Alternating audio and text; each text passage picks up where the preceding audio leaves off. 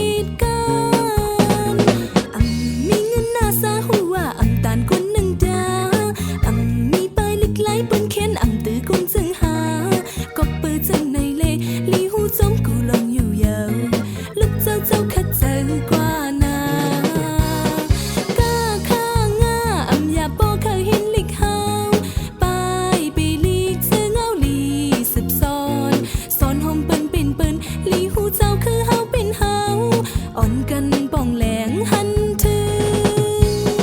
ก้าข้างาอ่ำยาโปเคยเห็นลิกหาวไปไปลีกเจอเงาลีสืบซ้อนสอนหอมเปิ้นเป็นเปิ้นลีหูเจ้าคือเฮาเป็นเฮากำในขัดเจอกว่านา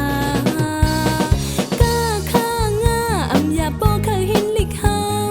ไปไปลีกเจอเงาลีสืบซ้อนสอนหอมเปิ้นเป็นเปิ้นลีหูเจ้าคือเฮาเป็นเฮาอ่อนกันป่องแหลงหัน